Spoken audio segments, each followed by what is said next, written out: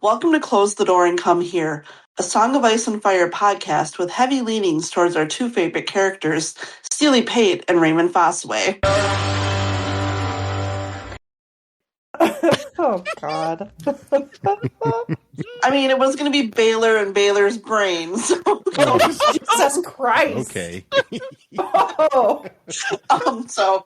Spoilers. I'm Guile. Yeah, I'm a little out of it, apparently. I am on Blue Sky as Guile in Subterfuge, and today I'm joined by Clotho. Hi, I'm Clotho. You can find me at Clotho Spindle on Blue Sky. Devin. Hey, this is Devin, GD Harpo on Blue Sky. And Chicky. Hey, I am Chicky, and I am Chicky on Blue Sky. And we are here to talk about episode 5 of A Night of the Seven Kingdoms season 1. It's entitled In the Name of the Mother. And I'm going to give an actual spoiler warning on this one because it's possible there's been some developments in the media regarding the Greater Duncan Egg series that we potentially could discuss. So maybe we'll just give an extra spoiler if we talk about that at all. I don't know that we will. But what we are here to talk about is the penultimate. I'm so excited to say the word penultimate. The penultimate episode of this first season of A Night of the Seven Kingdoms. And, we pick up right where we left off last week with Prince Baelor joining in to Dunk's 6 for the trial of 7. And Baelor, being Baelor, kind of naturally takes the lead here and just kind of gives everyone like a very, like not even a pep talk, more like a calm the fuck down talk.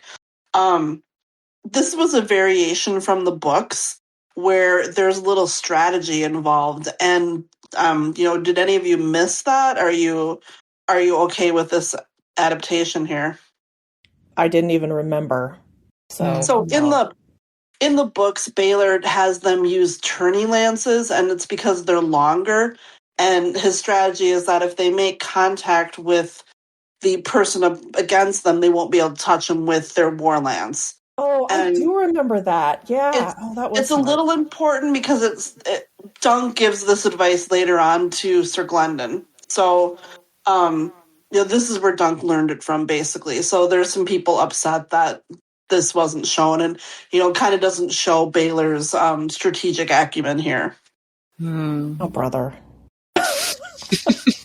He does point out that, he's going to have the King's Guard aren't going to be able to touch him. We get this weird Lionel Baratheon thing where he's like, beware the one that, mom loved the least or whatever, which was like, well, I don't understand. Yeah.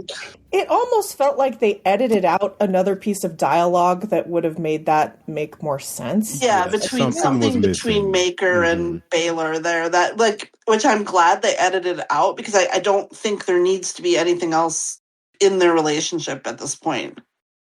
Yeah, I was trying to figure that out. I'm glad you brought it up because I had no clue. I was like, did this just go over my head? Like, what's going on here? Yeah, and it seemed oddly odd, and they're like they, I suppose in the editing room they wanted Baelor to have or rather Lionel to have a last line, but I guess I think that's really the only line that he has in this. So yeah, I guess it makes sense. But okay, we can't go past this opening section without talking about. I mean, I realize he didn't really get an introduction. But Humfrey Beesbury's mustache was really something else. I don't know. You don't see a dyed mustache every day. It was a kind of a yellowish orange on my screen. I don't know what you guys were seeing, but it was a really funny touch, I thought. Well, and his armor is quite extravagant as well. He's got the stripe, it's beautiful armor, R.I.P. Lord Humfrey. But yeah, he definitely has that, a pollen mustache almost.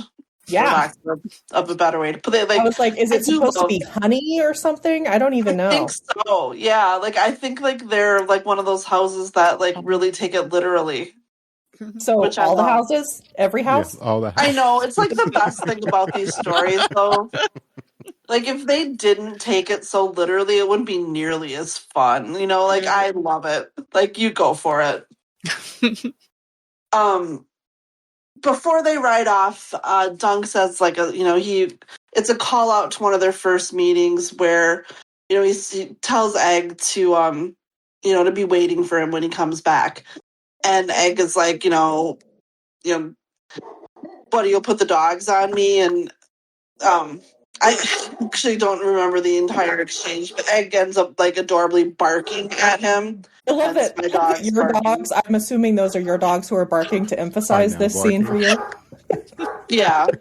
Perfect. Yeah, I mean they're highly trained. They're show dogs. Yeah, they are show dogs indeed. I just at some point, can we talk about the horrible parenting decision to allow Dunk to watch to allow Egg to watch all of this though? Oh gosh. Oh my goodness. I mean, like, why don't you watch your beloved uncle, your father, your two brothers, and your new best friend fight in a battle to the death? It's okay. Then you're 11 or 9 or whatever. Seems reasonable. We've seen how dangerous this is even when they're using like the tourney lances and not using real weapons. Like still people are getting seriously hurt, horses are dying, and it's like, and there's a very distinct difference when it does become real combat between what we've seen before and this too. And so it's just like, oh God. I mean, I don't want to see it. I sort of question like anybody wanting to see it. Like, I mean, I don't want to watch people dying. That's awful. So you would not have been at the Colosseum in ancient Rome? No, and I would not have watched the Hunger Games except that they made you. Like, I know. Like, this is horrible. Like, this is not entertainment. Like, the pony races. So, they do get this cool, like, young kid who's, like, the representative of the Seven to start. Like, he starts it off with, like, a little ceremony, which is super cool. And we see people putting on their helms. And, there's a shot from the Aerion side of it where Darren's in the foreground. And, I mean, it's like the only shot of him, but he just so perfectly embodies like, to be fair, Raymun and Dunk literally throw up. But I was going to say it's a good counterpart to the vomiting that's going on Dunk's side. Like he just is like swallowing it all down, basically. But I mean, he's just so not supposed to. He absolutely is the embodiment of not supposed to be there. Yeah, last thing I want to be doing right now. Yeah, and there's, just. Like the cinematography here with the Seven lined up in the mist with their different armor and sigils. And it is stunningly beautiful, like just absolutely gorgeous. Well, and also like spooky and terrifying. Yeah. Oh yeah. Especially because they make this choice to show a lot of this event strictly from Dunk's POV and often from, essentially inside his visor or his helm. So you don't really get any perspective or you get very little perspective of the wider battle. You get what is happening to Dunk. And to me, the only thing I could compare this to reasonably, it really felt a lot like Saving Private Ryan in that you just got like that onslaught of action at yourself.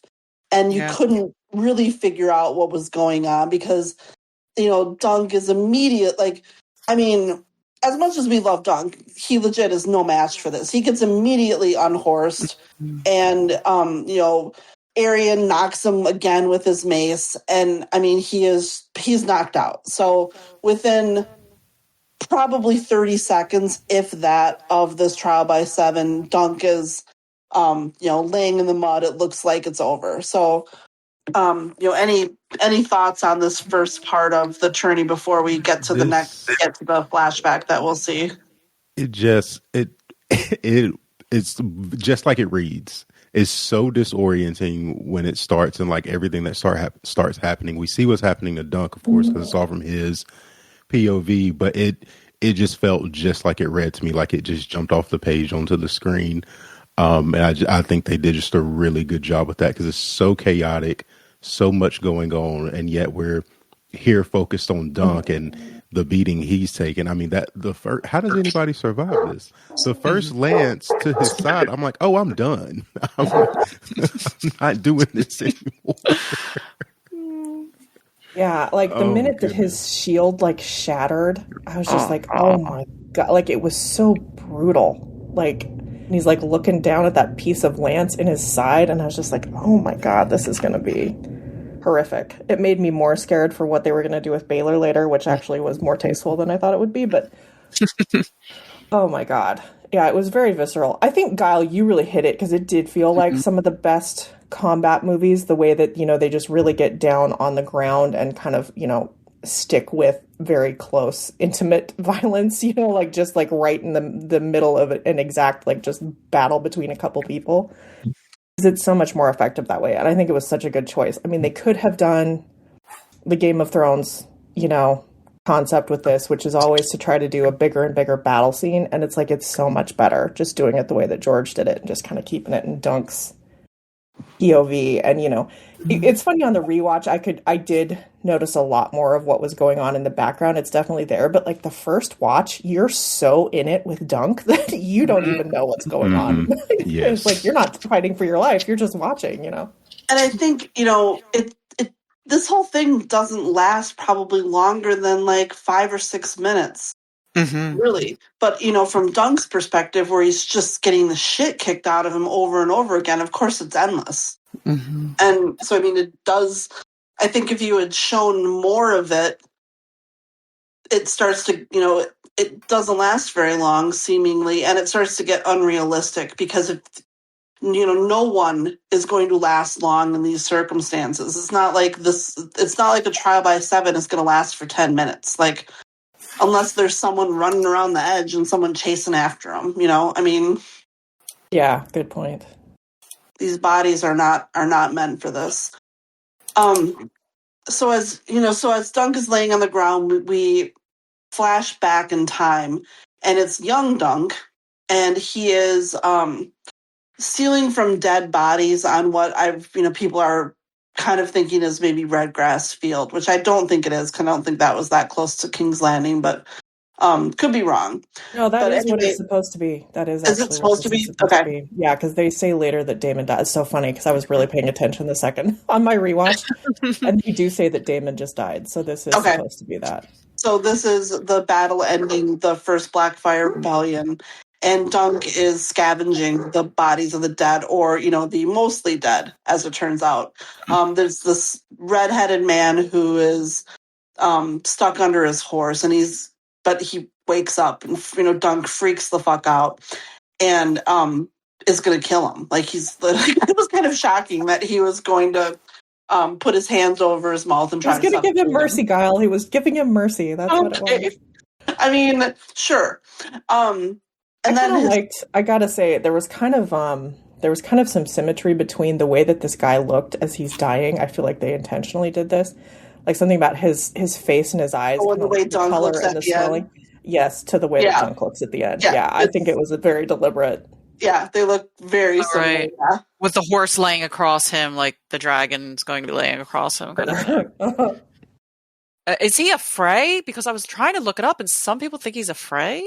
Or is there any? Oh, I didn't see what his sigil was. Somebody was saying that's like a hint that they're talking about that the Freys fought on the side, but I couldn't tell. I can't tell looking at it now. Like, it's hard to.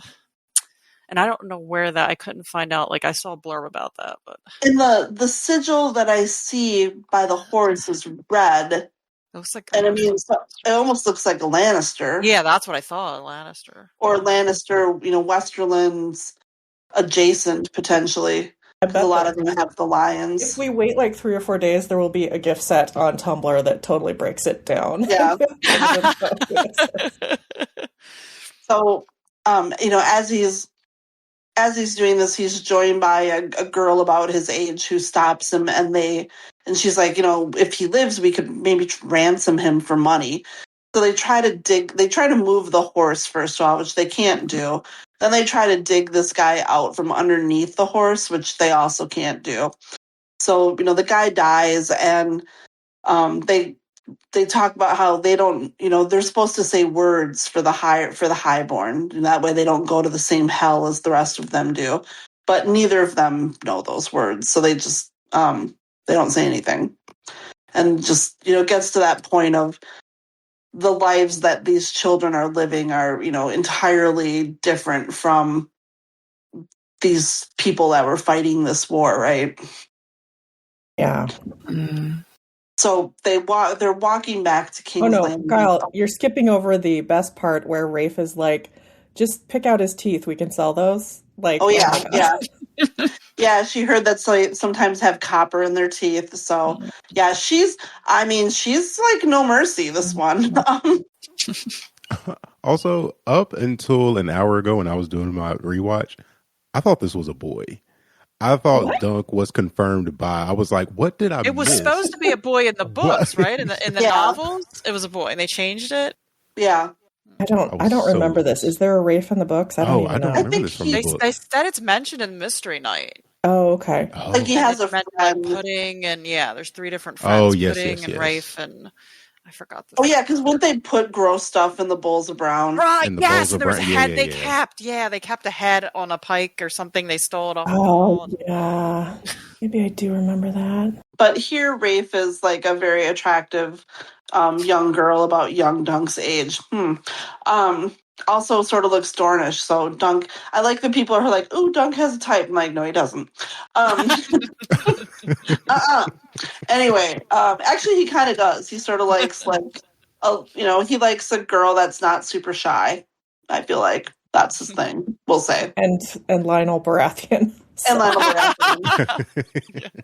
I mean, whose type isn't Lionel Baratheon though? Right. Sad. I mean, anyway.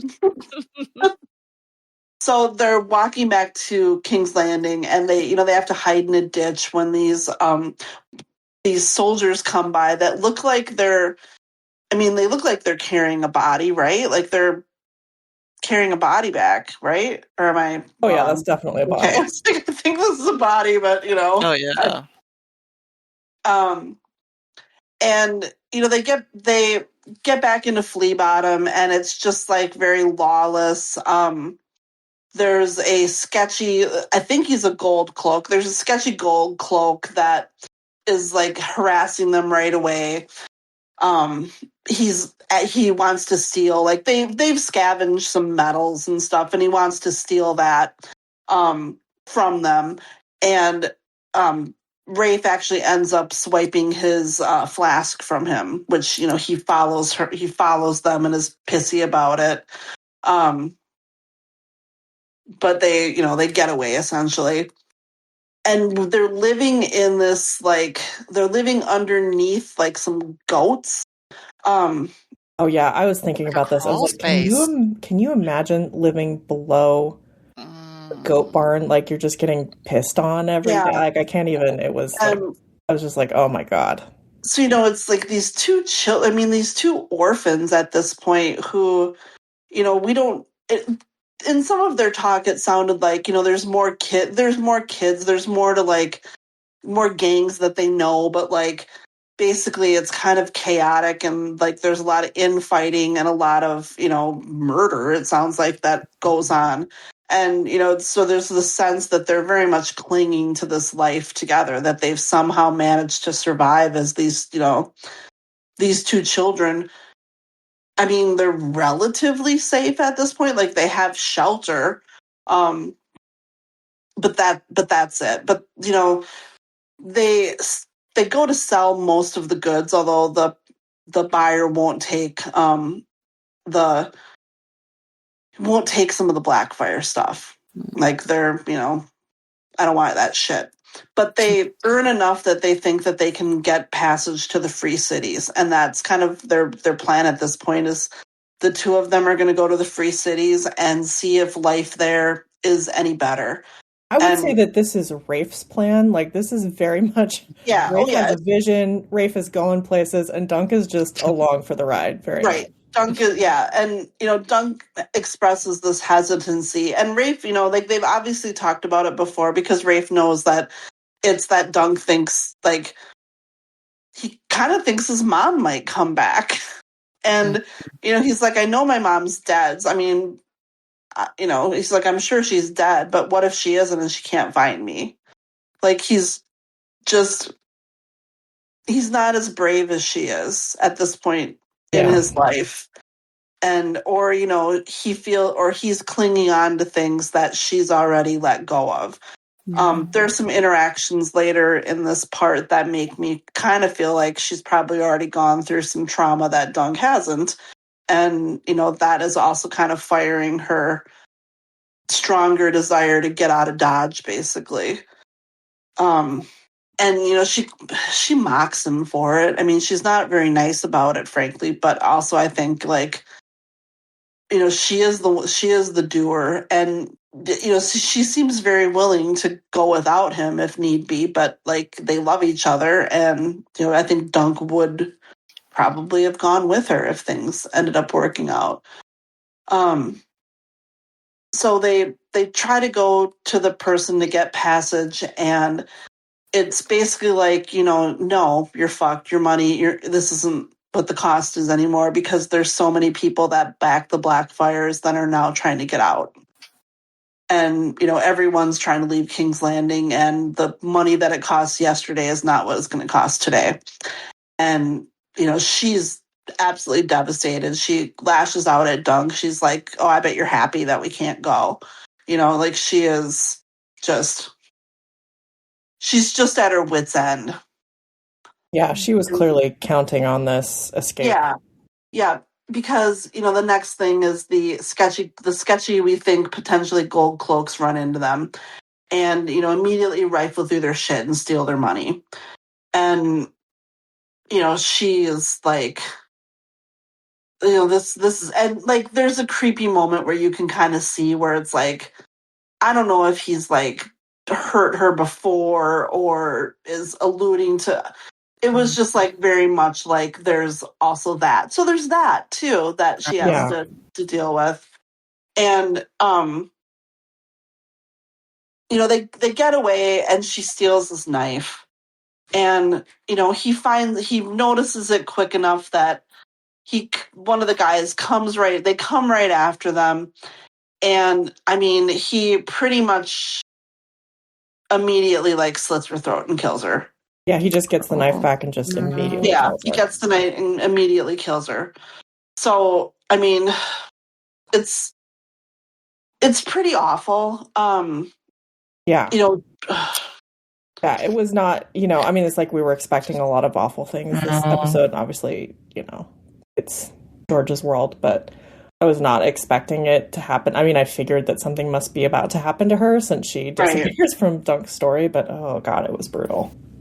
And, they're going to go after Dunk, but suddenly this super drunk knight appears and, it's yelling out in the name of the mother, and, pretty quickly decapitates the one guy, whose head literally rolls in for pig food, and,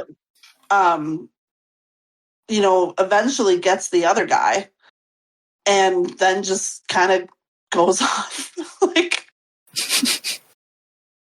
and kind of Dunk just traumatized this poor kid, just and we get these awful shots of baby Dunk back in their home, just in the fetal position, completely just he on his own has no idea what to do with his life. Oh, and also in this he also took a knife to the back of his calf in this, so he's injured and is limping and stuff too, which is important.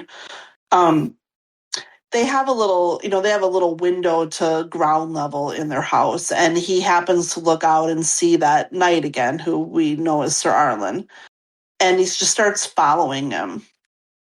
And the next set of scenes are just scene after scene of him following Sir Arlen, and shivering. So, okay, did this montage not just feel just like in the books with Pod following Brienne? Oh. Exactly the same sort of thing. Well, I mean, I don't think that Brienne was getting drunk and singing a bunch of songs of Dothraki. No, but it was the same thing though with like Dunk acting like Pod, just like following at a distance, just trying to see what was going on. Yeah.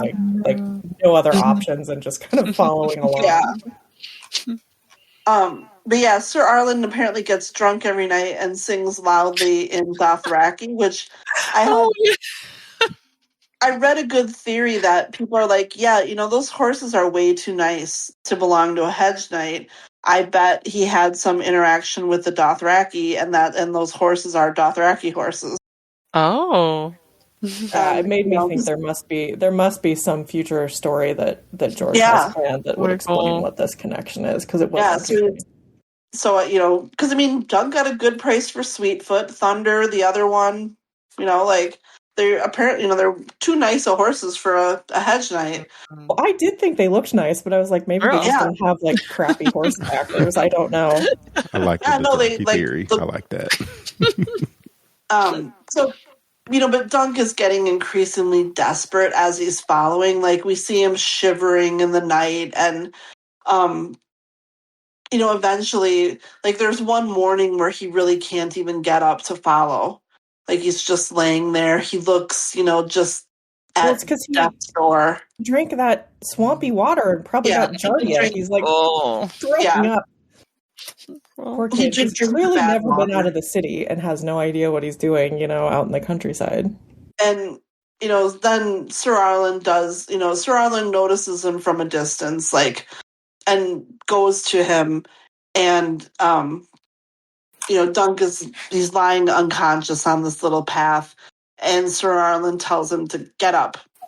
And that's when we flash back into the present. So, before we kind of talk about the rest of the episode, what did you guys think of the flashback? Did you think it was appropriately placed? Did we need this additional information about Dunk? Like, any general thoughts about that? I mean, I thought it was great. I'm always kind of impressed when you can kind of divert from the main action or thrust of whatever's going on to something like this, and like it doesn't piss me off. And I was not angry at all. I just kind of immediately got sucked into this side story. I'm going to say, so number one, about them, clearly there's some timeline fudging here with if this was the red grass field, which it right, clear that it was like extra 10 years or something. Yeah, I mean, like, well, Dunk is not as young as he should have been when he first met Sir Arlen. I mean, I'm pretty sure Dunk implies that he was like 5 or 6, or just like, so young he barely knew anything, couldn't remember much before that point. So, I'm fine with all of it, and I was thinking through setting up for the second season. It really makes sense, actually, to kind of give Dunk a little more investment in the Blackfyre Rebellion. That's probably going to make the second season storyline play a little bit better, a little bit harder, if Dunk kind of was there and saw it, I think. And, I caught it on the rewatch when Dunk first goes to find Sir Arlen when he's at his camp with his horses right outside of King's Landing. There's a fresh grave there. That's what Dunk picks up. His nephew. That's his nephew, yeah, because I forgot that his nephew died at the Red Grass Field. So his nephew, his squire, had just died, probably why he was so drunk in King's Landing. Oh, that makes perfect sense. Really good, really rich little that's a side quest that we went on here. I also loved it. Because when the jousting started, I was like, "Oh, Dunk gets knocked out very quickly," and in my mind, I was like, "What happens? Like, how does that go in this scene as it plays out?" And then it cut away, and I was like, oh, "Okay, flashback, nice." And in an episode where I was already preparing for the heartbreak at the end, I wasn't prepared for this heartbreak in the middle. And I really enjoyed it. So I think they did a really good job with that. Being something that they added kind of just right here. So yeah, I loved it. I liked seeing that wild man of Sir Arlen, like he's a character. Yeah. Well, and I think this was good. It served a lot of purposes. I mean, this little flashback served a lot of purposes, but I thought it was very good that they finally kind of just like stated that Dunk's entire goal in life is to kind of have like a family or people. Yeah. I think that was very important, and I think it was really good to just kind of see, how he kind of kept trying to build that for himself, and then he just lost Ser Arlen after Ser Arlen was what he rebuilt after losing Rafe, and it's like he just keeps losing every family that he tries to put together. I thought it was very, very good choice to kind of illustrate that the way they did. Consistently show like just how like he's just inherently sweet. Like remember the goat? He says goodbye to the goat when they're leaving. Like he's just it's so oh my gosh. They did a really good job with this. And the actor playing young Dunk, very good job. Oh, he was such a good actor. Yeah. Very good, yeah. Yeah, the only thing that was rough about this section was the kids' accents were a little rough, but other than that, they were pretty good. It's so funny to see King's Landing again, though, and see, like, oh, look, it's not a desert. It's green and on water, like... Yeah. Oh, yeah. So we go back, we are back in the tourney, back in Dunk's head, literally. And it, again, it's just as chaotic. Like, Dunk stands back up and immediately gets thwacked again. It's like every time he turns, he's getting hit. But either I can't remember if he unhorses Aerion, or I think Aerion actually gets off his horse. And, Char goes after him. And, it's really, like, once they're on the ground together, that's when Dunk actually has a little bit of a chance because, he is, like, a much larger person than Aerion. So when it's mano-a-mano and it's more like wrestling, Dunk actually can get in some, he can get in some licks. I think they did a really good job of kind of showing just, like, Dunk's bulk in some of these scenes as opposed to basically everyone else on the field.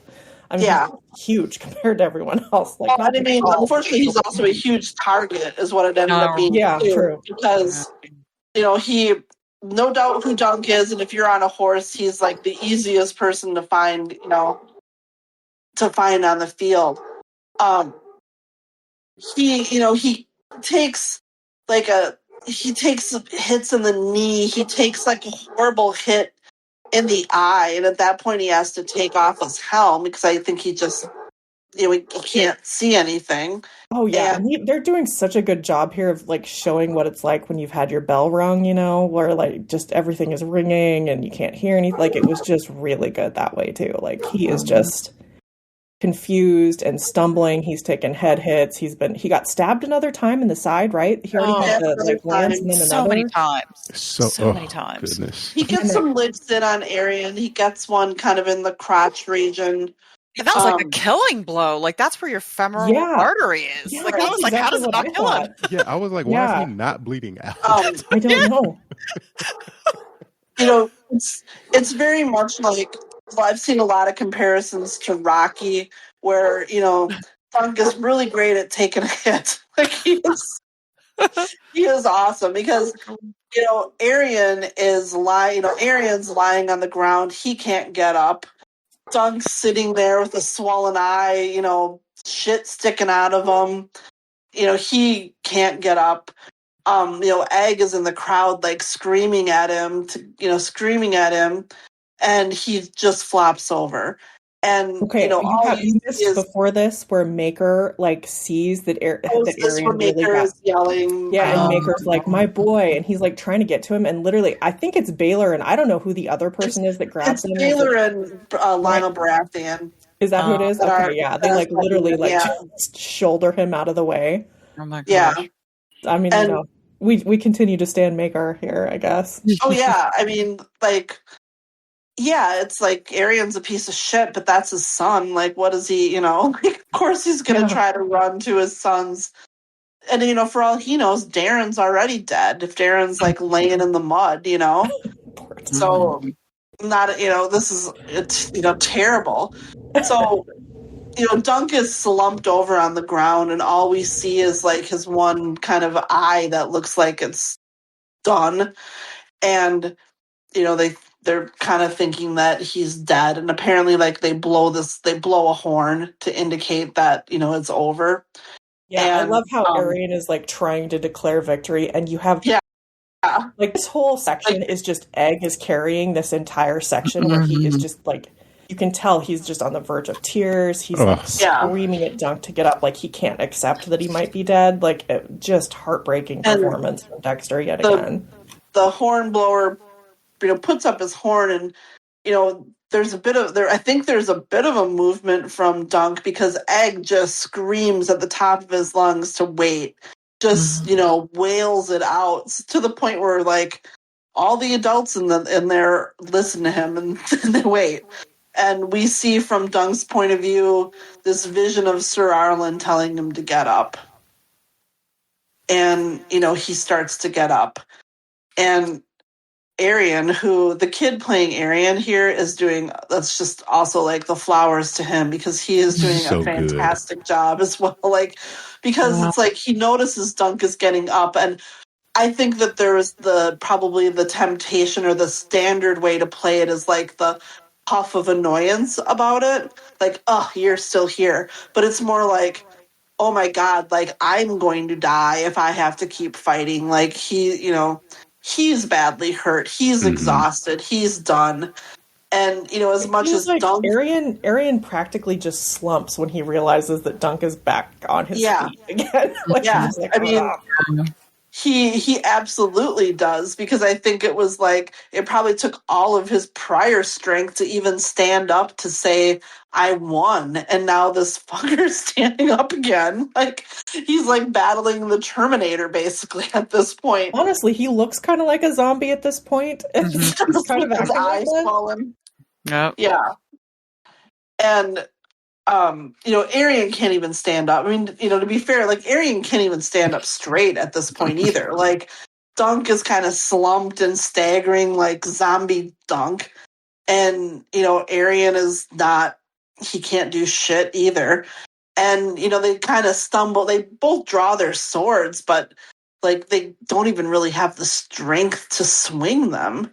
And Dunk just kind of falls on Aerion and starts whacking him with the shield, like, Captain America style. And, bloodies him, bloodies his face up quite a bit. He's getting them. And is finally like, yield. Do you yield? Say it. And we do see a tiny bit of the other battle. Like we see Dunk look, and we can see some of the other combatants. Like, at some point, Maekar, I think, actually gets a sword into Lionel Baratheon's horse, so Lionel's unhorsed finally, and like Lionel and Baelor are still fighting Maekar. So I think people have said you can kind of see like the blow that does I think you see him here. Swing the mace. Yeah. And so I love that they did not cut Dunk literally dragging Aerion by the foot to the pavilion to like so everyone can see him yield or hear him yield. And he stands him up and is like, say it. And I just, this is such a random thing, but I was getting the flashback to, if any of you remember the Rodney Dangerfield movie Back to School, and Sam Kinison is a professor in it. And he has this like, say it, which was like one of my dad's favorite movie scenes. I don't know. I was thinking of Sam Kinison doing that. Random for the kids, you'll have to look that one up. Also, fun movie shot at UW-Madison. So Aerion says, I withdraw my accusation. I was going to say I withdraw my application. I withdraw my application. No, his accusation. And Lord Ashford kind of gives the eye, and the hornblower dude blows the horn that signifies the end of the battle. And Dunk is like, it's not like, yay, I won. He is, gonna die, basically. Steely Pate, who is like the unsung hero of this episode, like he's very much like adopted Dunk as one of his own here. And Raymun Fossaway, barely touched, Raymun. I mean, go you. He's a little bloodied, but I mean, like I saw someone said at one point, like, he's one of the last people who are still a horse. Like, solid work, Raymun. Those green apples, I tell ya. Well, I'm pretty sure he was taking on Stefan too. You kind of Stefan seemed like a solid enough, guy. So they are, they're carrying him to like this enclosure off of the tourney grounds, and Egg is following them, and they're gonna put they're looking at his wounds, and they're gonna put boiling oil because they don't know what the fuck they're doing on his wounds. Gosh. Oh. Sorry. And Prince Baelor comes in and he overhears and he's like, "No, that'll kill him. You want boiling wine." I love that they kept this because this is definitely from the book, right? Like I feel like yes, like this, they pretty much hit every beat here from us. It's so good. Good. And Baelor says that he'll send his maester to Dunk. Right now, he's tending to his brother. Dunk is just he's very like emotionally overwhelmed at this point. And he is just like, he's like pledging his fealty to Baelor, like, I'm your man. Oh man, and this was such a good scene. Like everything about the way that they were doing this, and I mean, like Peter played this perfectly. Yeah. Everybody was just like all out, like full on playing this to the hilt. It was so good. And Baelor says, I need good men. And I love the way that Baelor like first like pats him on the shoulder and then just kind of like pats his cheek almost. And yeah. Like, oh no. And then Baelor asks Raymun to help him with his helm. He says that his visor's cracked, and it's not.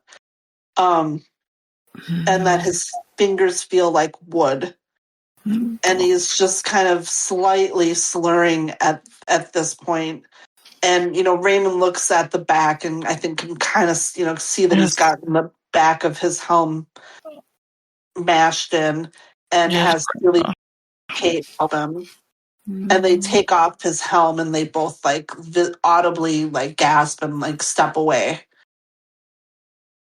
And we have, Baelor reaches to the back of his head and sees his hand that has like his brains on it, and turns slightly, and we see that the back half of his head is gone basically.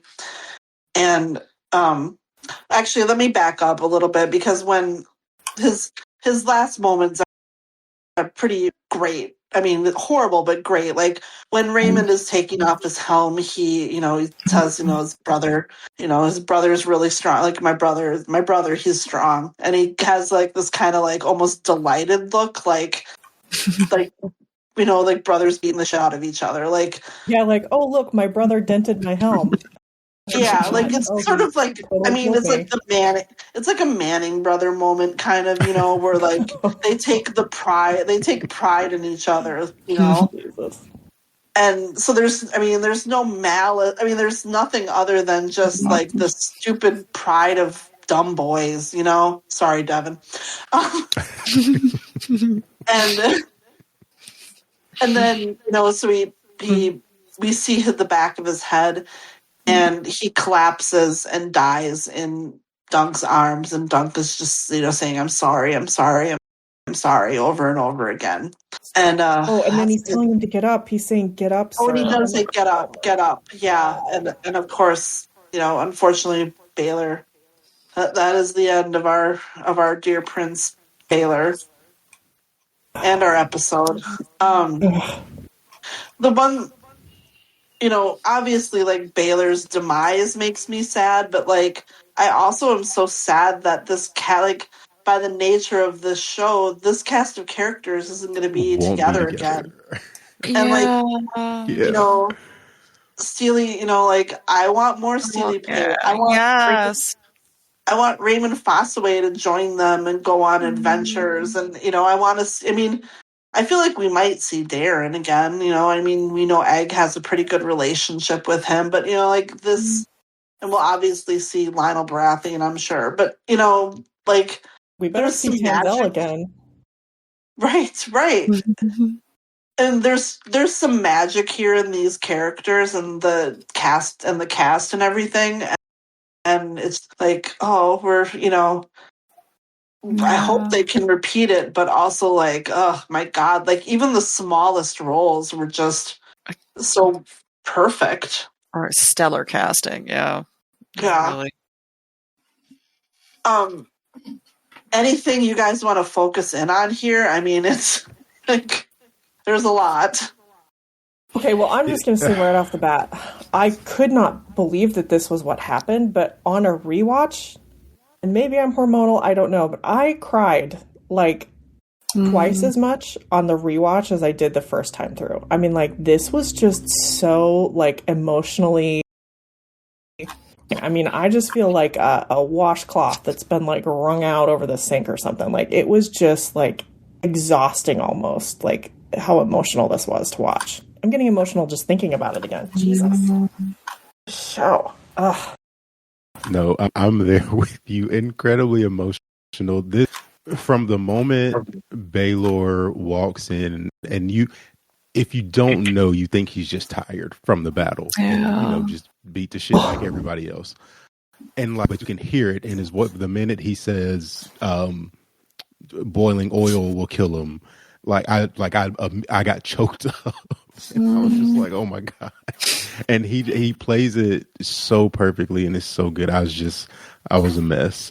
I mean, he makes me desperate. I mean, I desperately would love a Blackfyre Rebellion series, but like, please mess with the timeline so that he can be in it, you know? Yeah. And the guy playing Maekar, like, do it.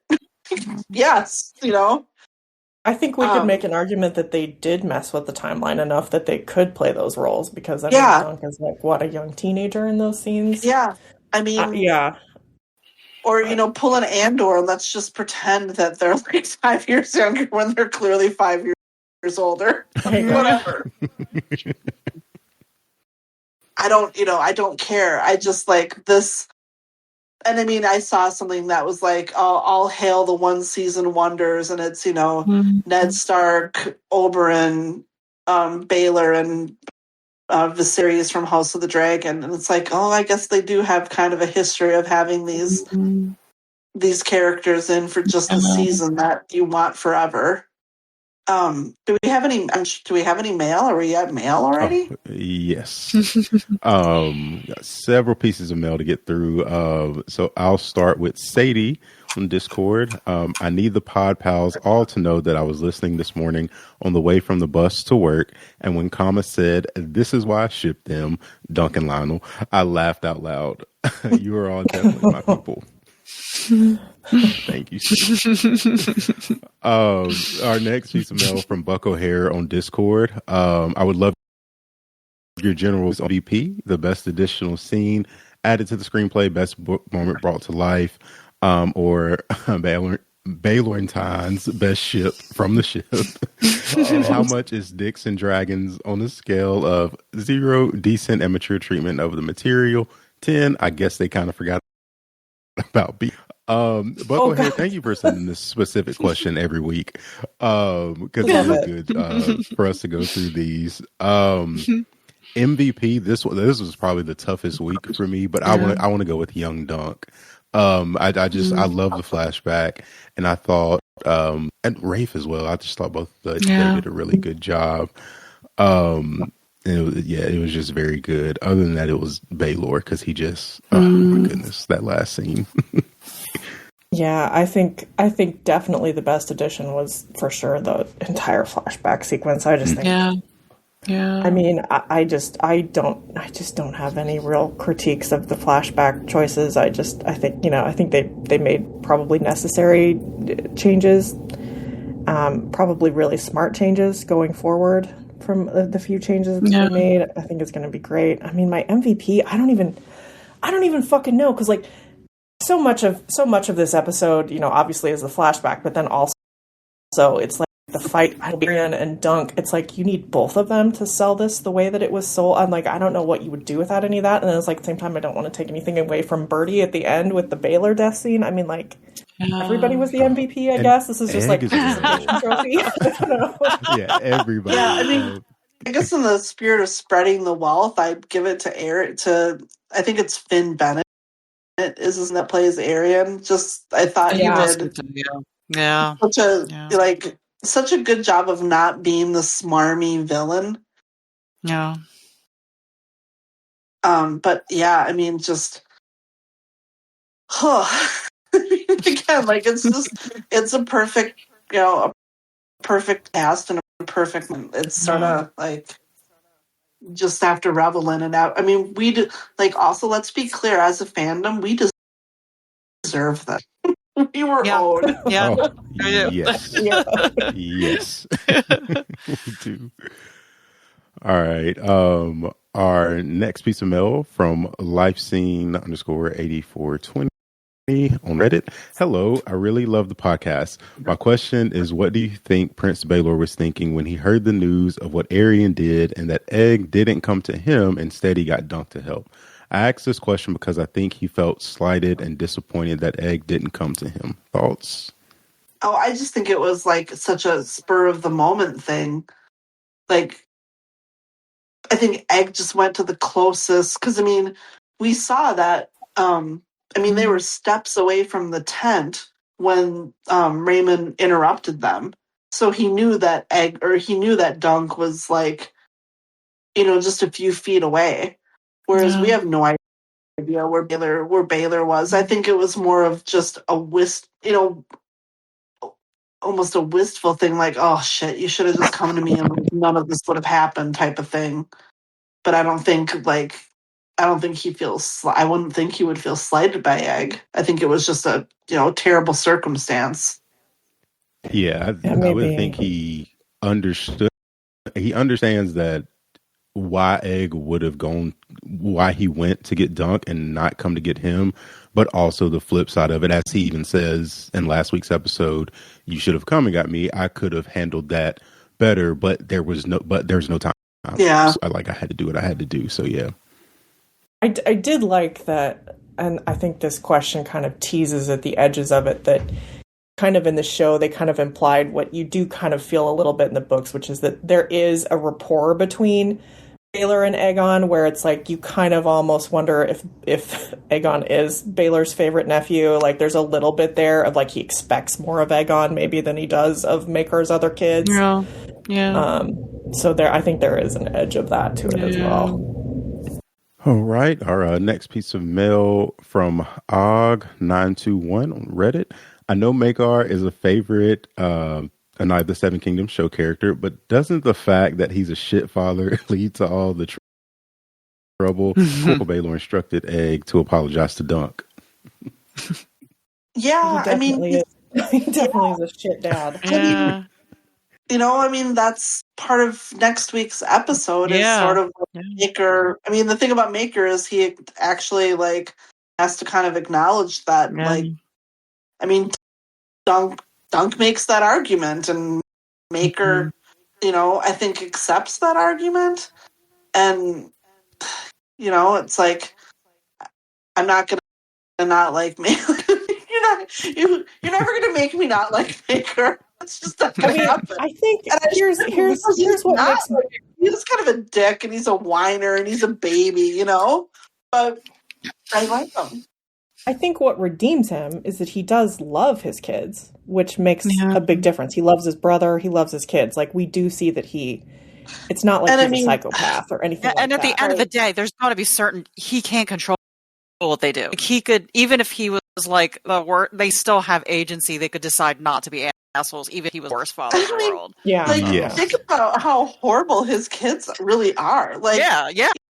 It's not going to give a pass to, because those dragon dreams are going to drive people to drink. I'm going to give him a pass. Aerion, generally is like a sadist and a psychopath. Aemon, whatever, fine. Egg does whatever the fuck Egg wants to do. Totally disobedient. And even one of those girls, remember those girls? They were trying to brew love potions Right. Their brothers, they're little shits too. So, like, he's got, like, I think Darren the Good, very dutiful man. Baelor, obviously very dutiful. We don't hear anything about Valara Mataris that indicates they aren't anything other than, like, their father. Like, dutiful, good boys. Maekar, super dutiful, good boy. And then his kids are just fucking chaos.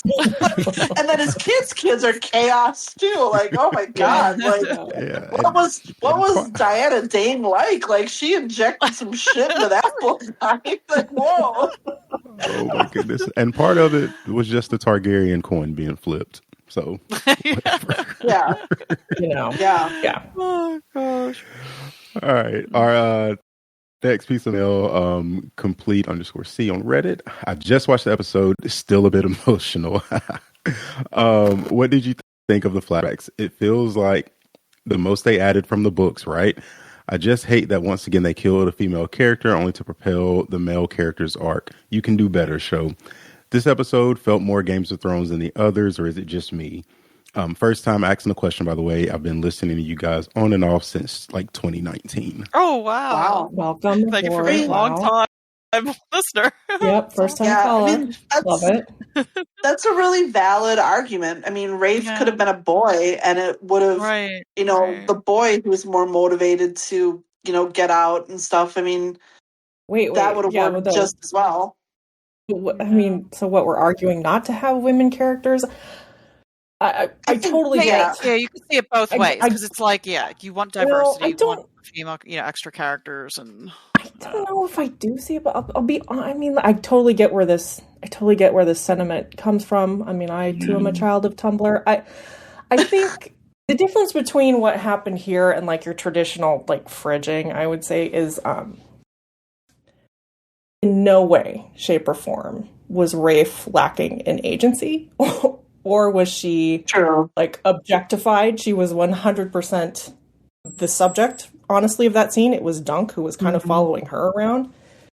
And like usually with like a fridging narrative, it's to, fuel men pain so that you end up with like a revenge or like a vengeance storyline out of it. And that's not what this was either. So this really was not a fridging situation at all to me. I totally get the sentiment. I get where it comes to you women in this story anyway. I thought it was a really good choice to make her be a girl, honestly. Yeah, that is a good point, that there are very few, right? And if you think about it, there's very few women in them, even when you get to the next. Well, in many ways of the flashback sequence, Rafe was kind of the main character. I mean, like, she was the one who was she was the main character. She had all the agency in the world. Yeah, she was and it's funny the story. Yes. Yeah, remember when they're on the walk back from the battlefield, when they're on the walk back to King's Landing, Rafe is the one who says, like, because Dunk is like, you know what, we could just stay in King's Landing now that this rebellion is over, right? Because this is why we wanted to leave, because of the war. Now there is no war and we don't have to leave anymore. And she's like, no, we can't go back to Flea Bottom, because she says everybody in Flea Bottom has beef with everybody else and no one ever forgets. And like, of course, this is setting up her own tragic story where she can't stop herself from starting this beef with the Gold Cloak that ends in her death. It's like honestly, she's the one driving that whole section to me. And so I totally get where this comes from. I totally get it. I would say maybe if you kind of just step back and look at it like from what was actually there, I think she was actually the one who had all of the agency, honestly, in that until she died.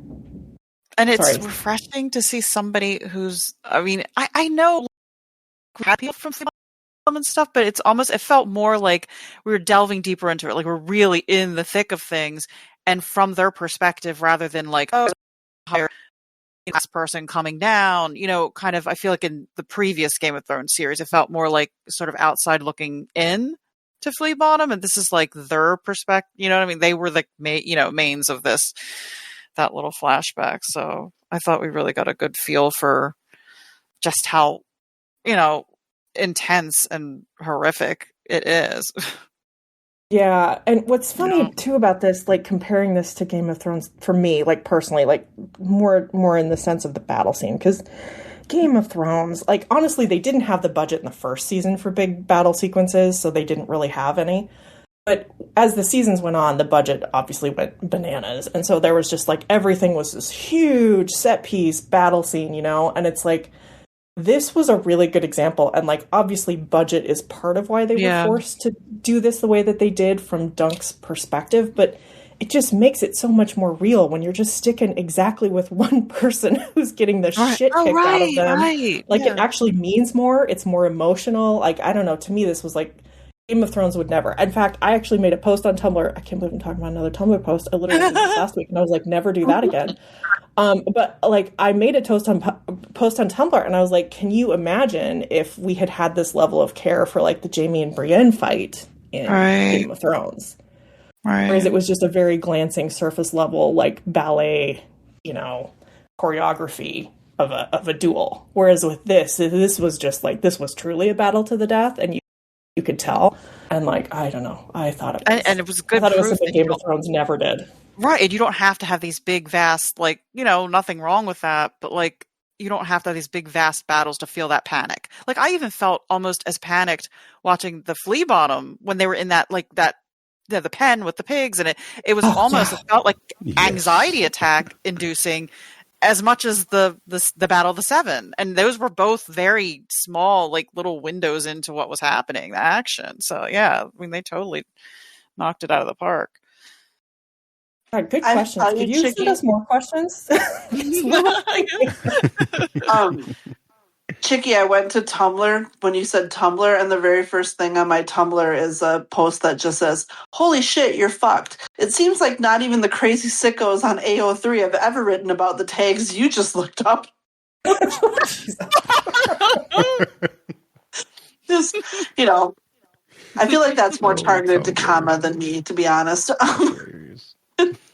Do we have more mail still, right? Yes, we have more mail. And we kind of just, we did just answer this question, but this is from Kama, from the ether. I really enjoyed how they've been incorporating female characters into the show. I remember when we talked about it back when all we had were some teasers and the IMDb listing that it was all male actors and the actress playing Tenzel. Thoughts on Rafe? So if anybody has any additional thoughts on Rafe. She was really good. I mean, you know, I hope to see her in other shit. That was the only issue. She's in something big. Was it Dune? Yeah. Or no? Yes. Is it Dune? She's in one of the Dune things, yeah. Yeah, good for her. She's really hitting the franchises. Yeah. All right. Our next piece of mail. So from a stranger giving the strange welcome, Tumblr. Man, I just don't know with this show. I feel like I was finally opening up and getting excited about this show, and then this episode was a little bit of a letdown. Not egregious, but there were so many other ways they could have added things onto that episode without that really stupid cookie cutter backstory. No, a knight who remembers his vows. How did they cut that out? And we got so much hype for the fight. I would have liked to have seen a lot more of it. No Lionel fighting.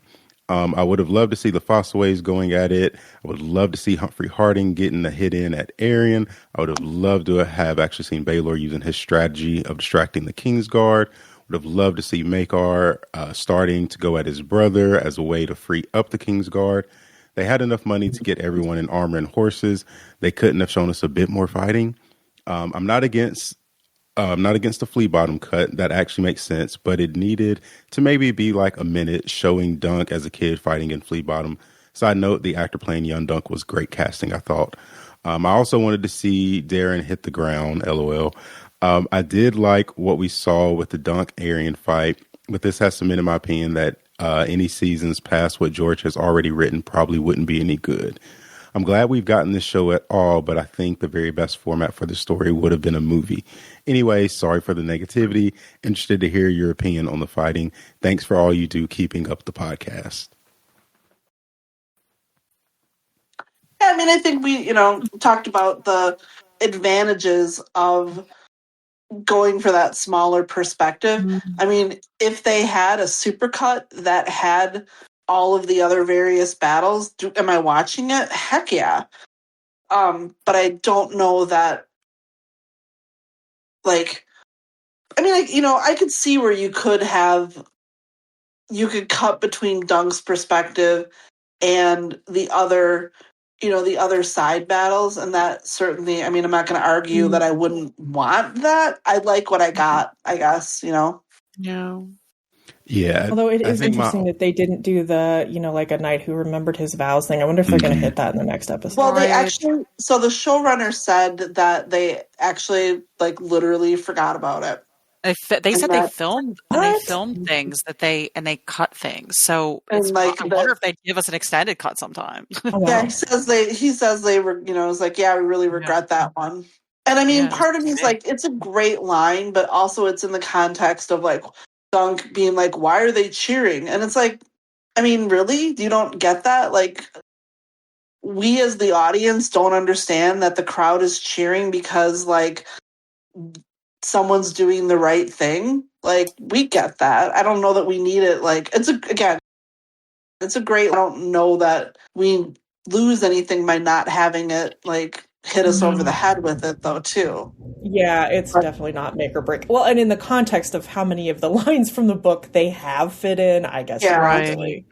But yeah, I mean, again, like if there's a, supercut, hell yeah. Like I would love to just see like 2 minutes of Raymun beating Stefan. Like that would be we could do a whole episode on it. The supercut review.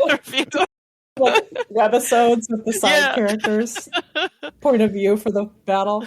Yeah, I mean, I don't know. I guess for me, I think this was what it needed to be. Personally, I think it kept it right where you wanted it. I mean, it was like Guile said right off the top. It was evocative of like the best war movies, like where you just kind of keep it close and personal. And I think it was a good choice. Probably budget driven. But a good choice.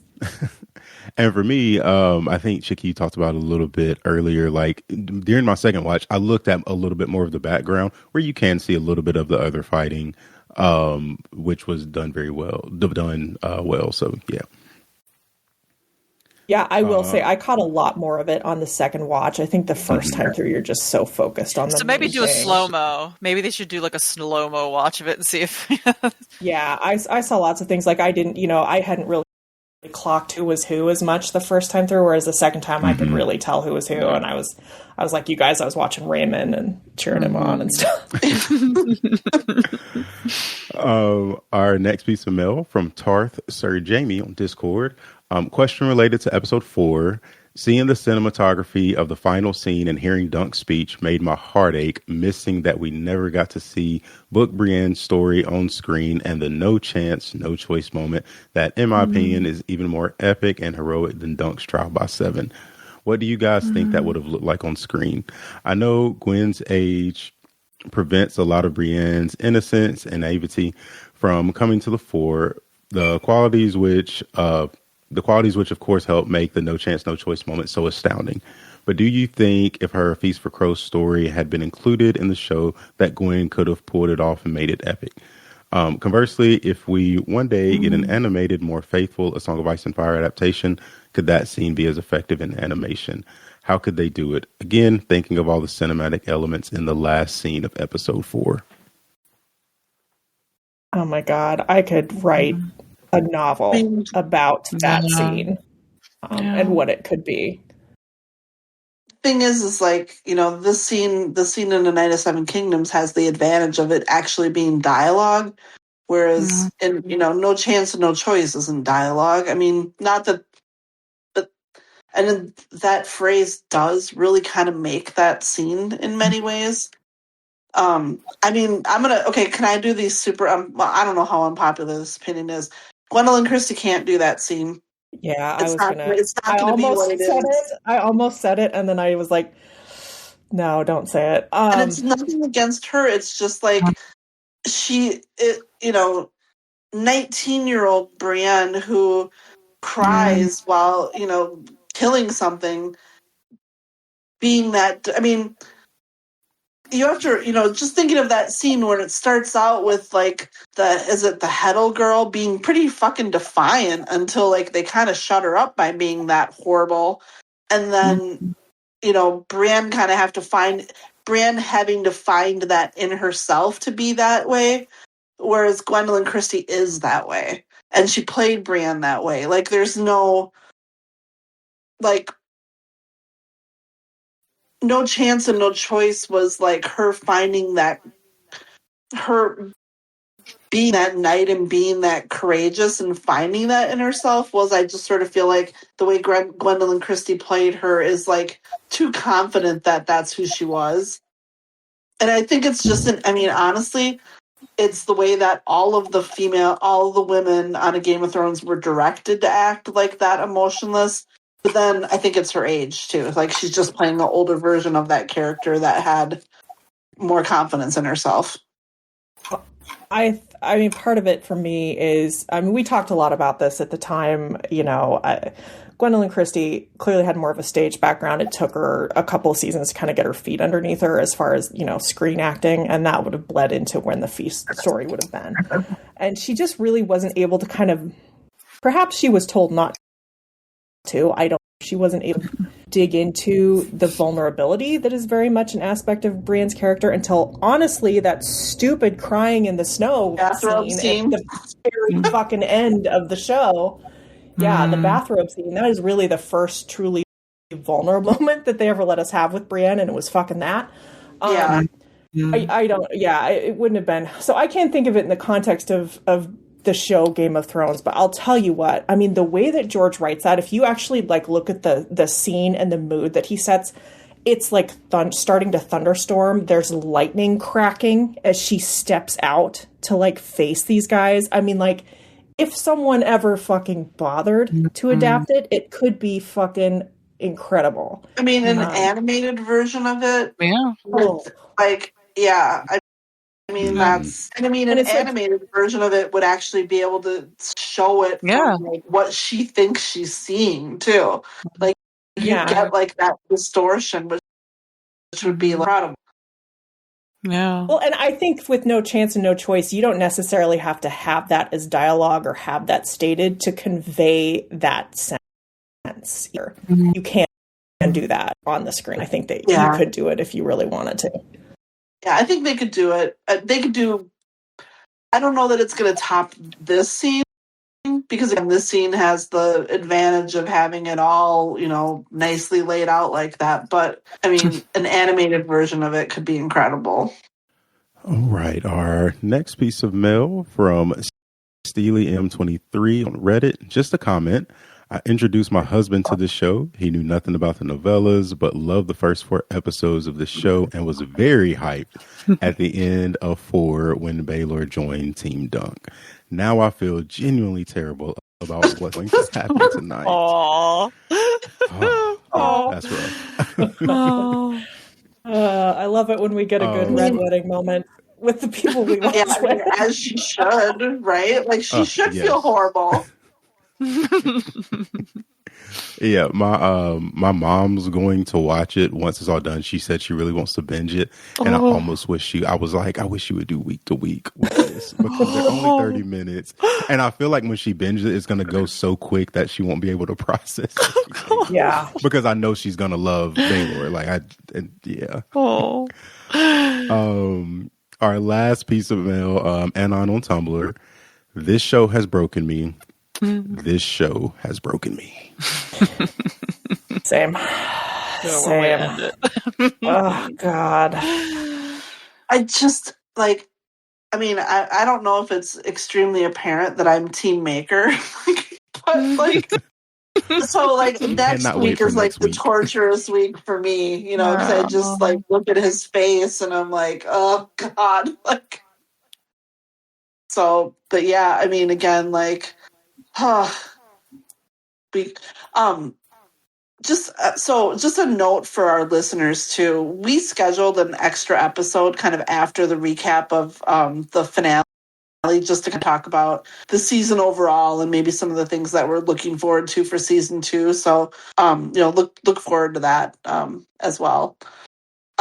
Anyone have anything else? If you want to drop us any questions about what you might be thinking about for season 2, please do so before next week, because we're going to record right after next week's episode. Yeah. Any final thoughts? I mean, this fucking show, dude. I mean, like, I realize I say this every goddamn week, but I mean, like, it is so much better than I ever, for a moment, thought it could be. It's just blown me away. Blown away. Yep. I looked at so a couple of notes is so it's going to be it's HBO is putting it in the drama category, and I look at Gold Derby. They do like odds for awards, and you know right now the show and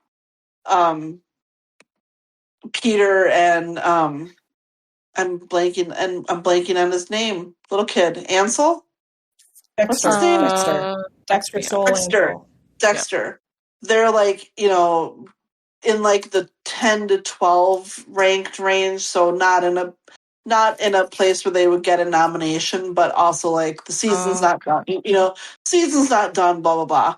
So it's possible that they could get some, you know, Emmy love come this summer when nominations come out. But it's, you know, it's fun to kind of look at their rise, and that it's, you know, priced as not a comedy. Remember that super fun comedy where like the dude got his head bashed to death? Well, they put weird things in it. Have you seen the comedy category though? They put weird shit. Isn't the bear? The bear is in comedy. Like there's weird shit in comedy that has very little comedy. So I could almost see it fitting according to their rules.